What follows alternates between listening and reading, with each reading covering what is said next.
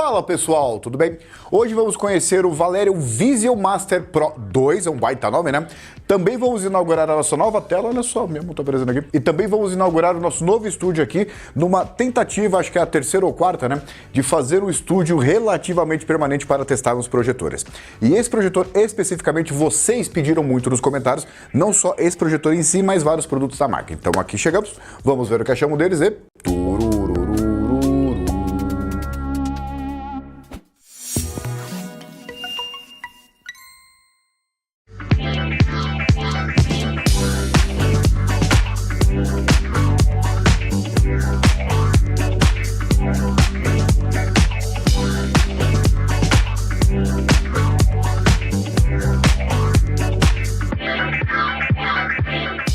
E para você que quer comprar uma TV nessa Black Friday, eu criei uma lista completa, bastante abrangente ali, desde modelos com menos de R$1.000 até modelos que passam de R$20.000. Com certeza terá uma versão para você. Muito bem, antes de começar aqui, o nosso querido Pernambuco acabou de voltar de férias e ele voltou afiado.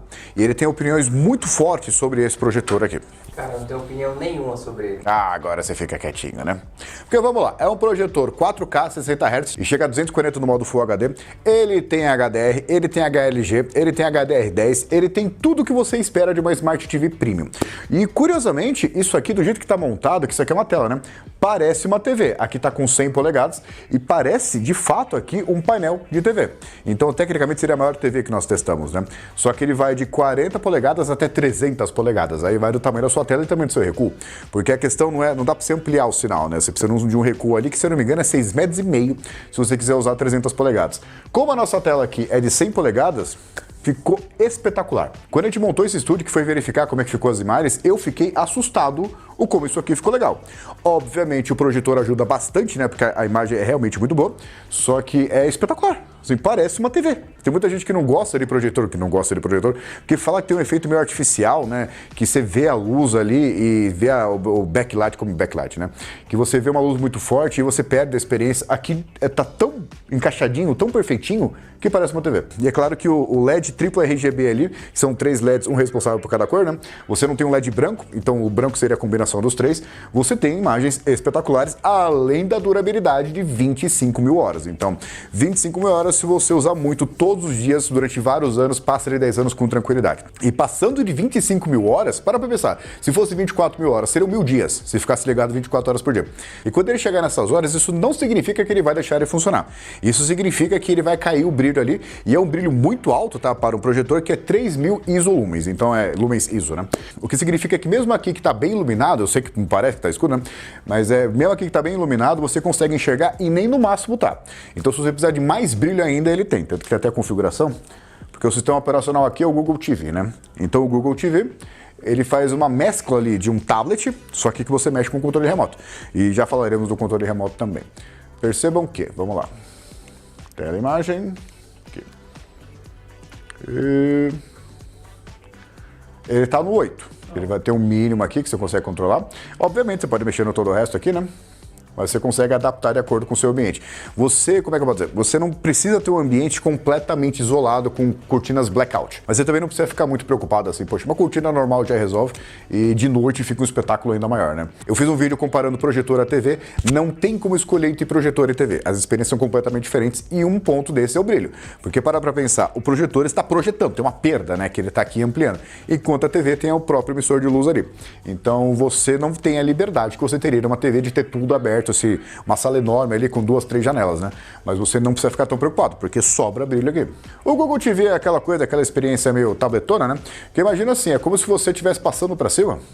E a ideia do Google, que eu percebi, né, é que é um sistema operacional bastante leve até, não tem muitas animações, muito espetáculo. É mais para você ter um portal ali onde você tenha todo o seu serviço de streaming, porque tem todo o serviço de streaming, né?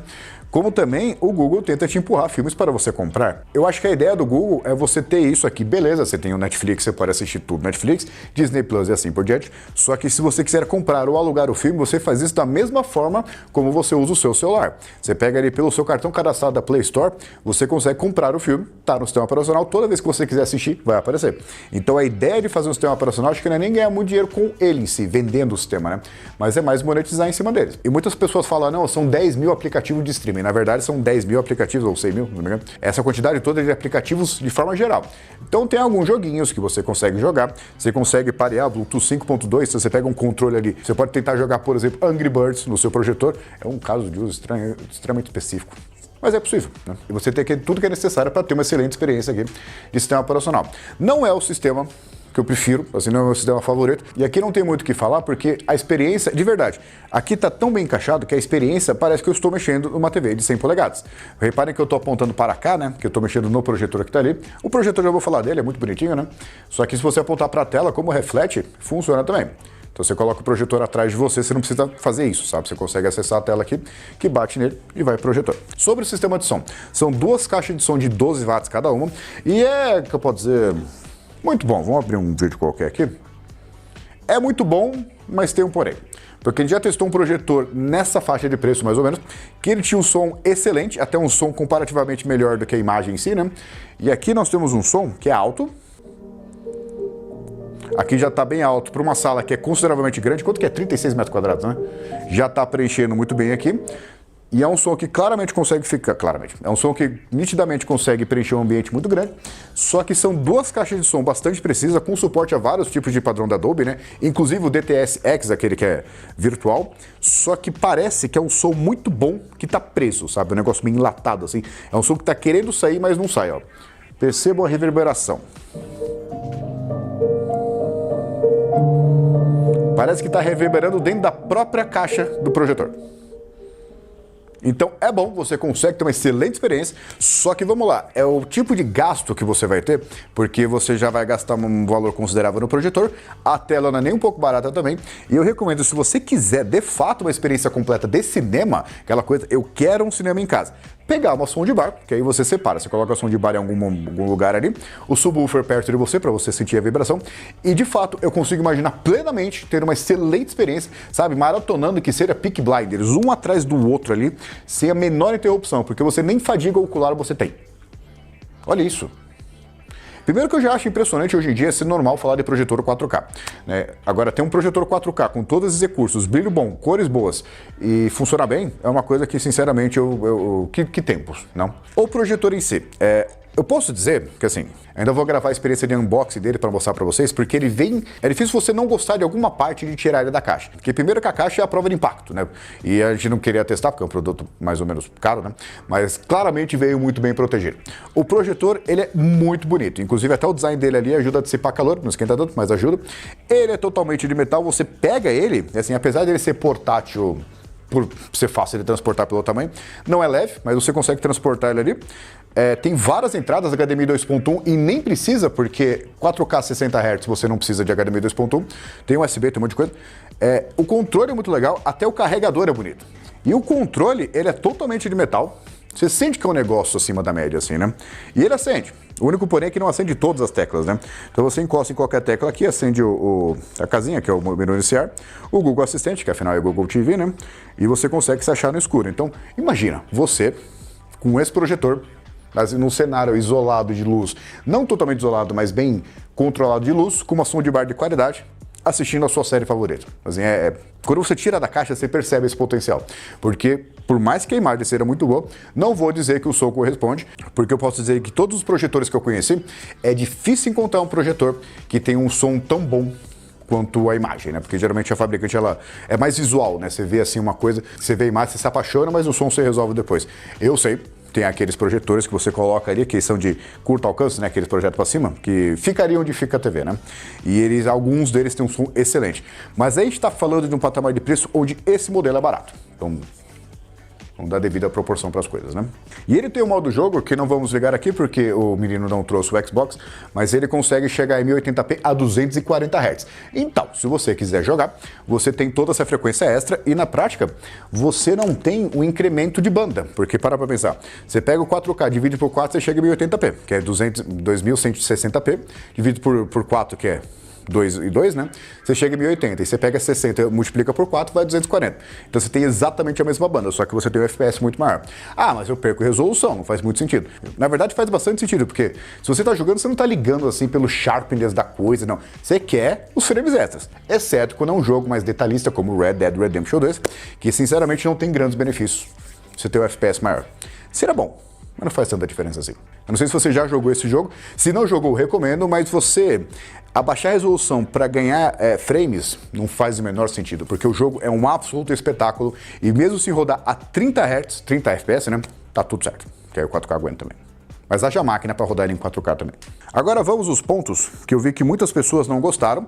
Aí assim, eu estou olhando para haters, né, mas são críticas que as pessoas fizeram, e porque não é um modelo novo, né? É um modelo bastante pedido, mas não é um modelo novo, que não é nem rebater, mas responder.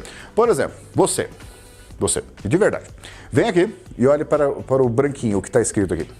Olhe para tudo que é branco, o que você vê? Eu vejo uma leve aberração cromática aqui. Parece estática de TV, né? Isso. Você viu? Vi. É bastante claro, né? Muito obrigado, pode voltar para o seu lugar. Essa, chamemos aberração cromática, porque o nome não é esse, né? Isso muitas pessoas criticam por chegar perto, que nem o Perna chegou. Por isso que o Perna reclama, porque ele veio aqui, ele fez questão de vir aqui, chegar perto e ver isso aqui. Quando você está na distância recomendada, você não vê. Só que isso acontece porque você tem o laser ali RGB. Você não tem o laser branco. Então, quando você vê alguma coisa que está branca, é os três juntos. Quando você chega perto, você vê a combinação desses três, entendeu? Isso não é um defeito, é uma característica. Então, tipo de coisa, você vai ler na internet, poxa, isso é um problema, porque tem aberração cromática que seja, eu não vou comprar por causa disso. Você não vê quando você está assistindo. E a ideia é exatamente essa. Assim, você tem uma fidelidade de cores ali onde você não tem um branco interferindo com as cores. É por isso que, entendeu?